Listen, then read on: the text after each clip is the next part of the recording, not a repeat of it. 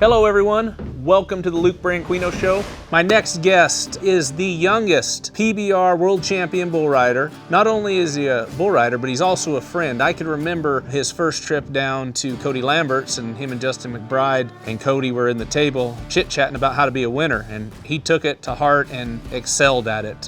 Jess Lockwood, thanks for joining us. Thanks for having me, Luke. You were my first roommate ever.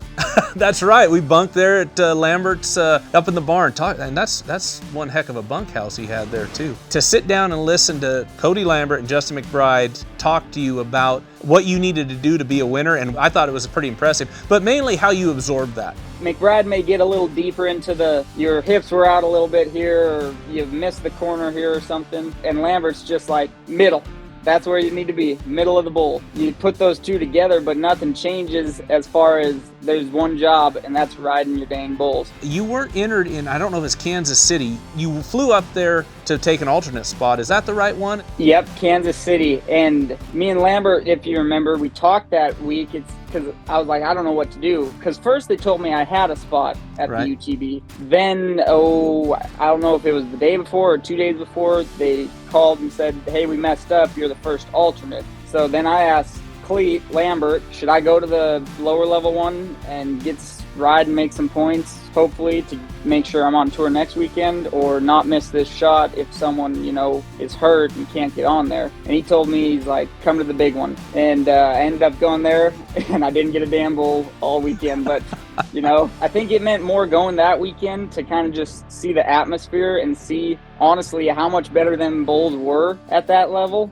From the lower level stuff to the tour level, it is night and day. You obviously made a name for yourself winning Rookie of the Year, and I know you struggled at the finals because you had an injury on your riding hand, I believe, but won the Rookie of the Year in 16 and pretty much dominated the 17 season to win your first World Championship. Some struggles throughout in 18? It was like a World Champion hangover. It was kind of like, what do you do from here? Obviously win more, but it's just kind of soaking in that feeling still. And yeah, I struggled there for a while. Well, Jess, it looks like we needed to get you some Starlink down in Oklahoma. We had to make you move to get a little better service. But dominating 19, had a great season, got injured, and still was able to win your second World Championship. I kind of had a chip on my shoulder going into 19. I feel like I was so really just pissed off of my poor performance in 18. Yeah, I came on strong that year. I think I won 2-3 events in a row right away. They were calling it a hot streak, and I remember Lambert joking with me because I was still going up to his place, every other day or so and just hanging out. He's like, you tell him now, you ain't on a hot streak. This is how you're supposed to ride.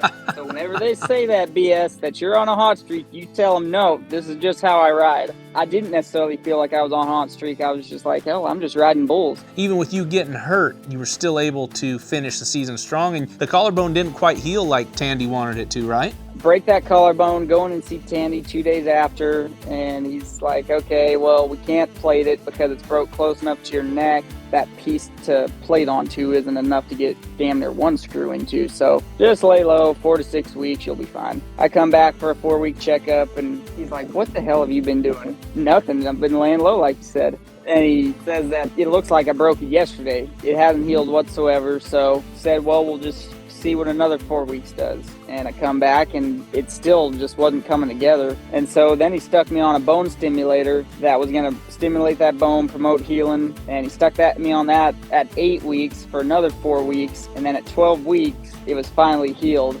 McBride has joked about it with me, and then Jeremy Walker especially, how good I was riding and how far ahead I was in the standing. He's like, I bet Tandy was holding you out, trying to make things interesting for the season, he jokes. Because hell, if you wouldn't have got hurt and kept riding, you would have had the World Championship wrapped up before the summer break even. You could have went to the finals and washed some khaki shorts and a short sleeve. Jess, we're looking forward to you getting back and healthy. I know my boys are. Obviously they're huge fans of yours, and hopefully that team deal takes off and you guys will, dominate in that, and the UTB series will dominate that like you know how to.